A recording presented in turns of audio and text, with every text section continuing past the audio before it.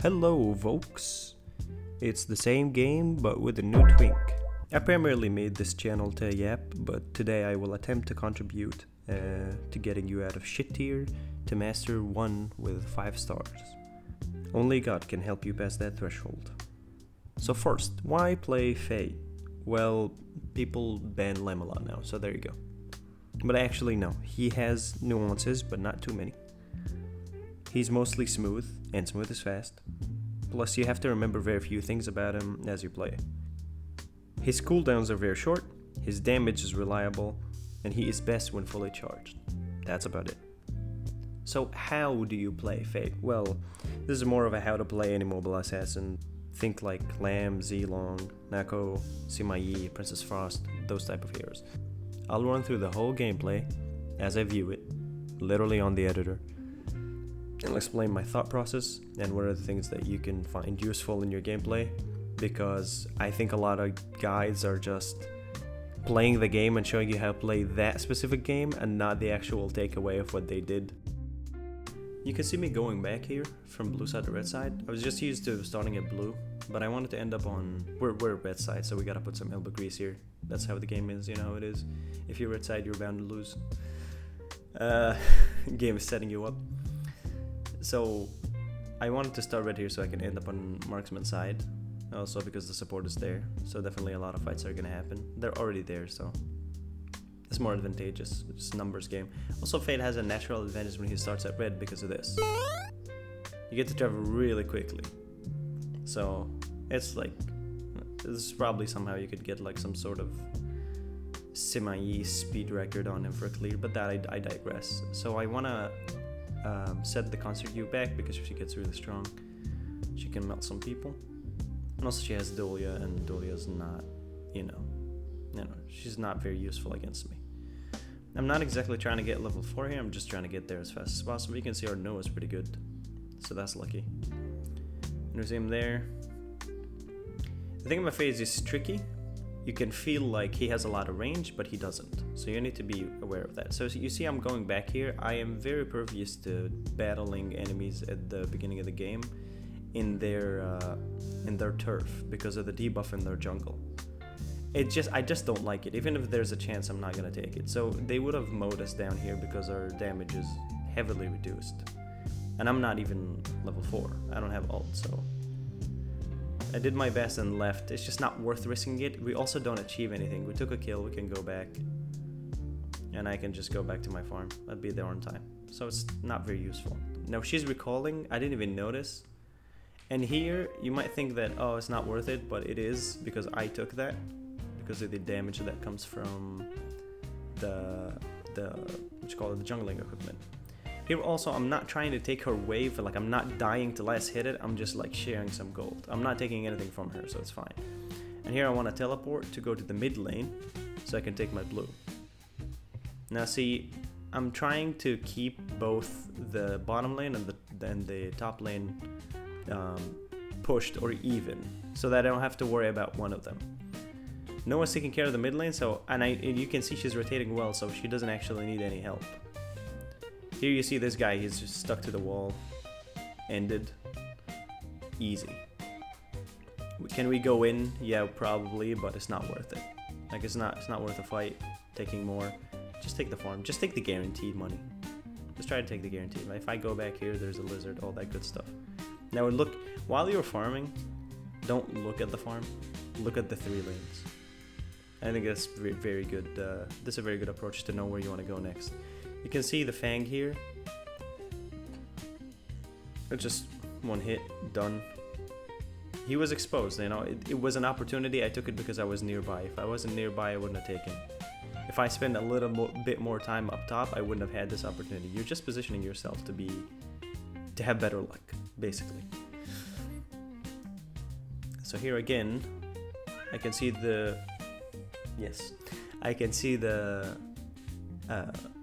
waves crashing near our tower. The Chen is going there, so I'll go there as well. So they're fighting here, he's close by. You can jump in, hit that a little bit more, ult, and he's cooked. So, very simple shit. For his ult, it's very easy to ult with him. It's super easy to ult with them. But if you don't know, like if they're half health and you can S1, like you have S1 ready and you can, and they're half health, just like your ult and keep attacking. By that time you would have chunked them enough for them to be executed by it. They pulled the dragon too far here, which is, I mean, that's whatever. We're trying to take it anyway. So here I have my smite, so that's why I risk it. He could have stolen that, but you know. I let it go here, the thing. And I don't know, I thought they would come heal, but whatever. Again, this is risky, I don't want to go there. I know that the Ganamo is there and they can't kill me. So I'll just chill out. I don't... Again, it's not worth a fight. Like if we kill them here, nothing happens. It's just nothing happens. Yeah, maybe we can take the tower, but you can see done down there and it's even, so I don't know, it doesn't feel that useful. You can see our gold here. I'm trying to take as much gold as possible, and if you had noticed, they were the upside before. Until I started doing the thing I'm doing, which is visiting both lanes, top and bottom, trying to make sure that they're even. If one of them was hard losing, I wouldn't go there. So capitalize on your winning side. Because we won that fight initially at top, or technically bottom from this map perspective, we had an advantage there and I kept going. There I'm not trying to actually kill him, just burst him as much as possible because I knew she would dive. She was already going to do it. And then we take this tower. And so we have one lane pushed, and this is really important. So this fight is not very favorable because they have range on me. I just leave, and Noah's there. Noah's very good at rotating. This Noah is really good. And so I'll just leave here, and I can fight, but then if you look at mid lane, there's no one to protect it because mid was just there. The Gan and Mo. There's no one to protect it here. And I know I have enough to chunk this one down because it has barely any health. Now 2 waves are pushed. We'll take a little bit of jungle because we have nothing up for grabs. We don't have the main buffs up. This Dolia is trying to kill herself, so we just, you know, try to assist, but sure, whatever. Blue buff is up. Not worth chasing her. Gets nothing done. You can see that the team is also pretty vigilant. They're going up to the concert U to stop her from taking the tower. So the reason why taking towers is very important is, well, it wins you the game, but also you can try to take as many towers as you can, because then if you open a tower, it's free game. And I open a tower, I mean take it down and open the area that it's in. They can't run into it, and you can safely run into it. So it's not used to run away from you, it's just even ground now. It's like the mid lane, it's like the river. So the more that's open, the more it's easier for you. Here I'm not trying to even kill him, I'm trying to stop him, just go away. Primarily executing the minions, because we don't want to lose the tower for the point I just mentioned. Coolsies. So again, taking the big buffs. I'm not taking everything. Don't get lost in farming. Farming is really important, but don't get lost in it. That's a mistake I used to do a lot as well. So now I see the Concert U trying to take the mid lane. I'm trying to stop her again. Again, not trying to kill her, just trying to stop her from taking it. And the wave there is even, so I don't think it takes the tower. Oh, I miscalculated, then it does take it. That was my fault. I assumed the execute would just take him out, but it's okay.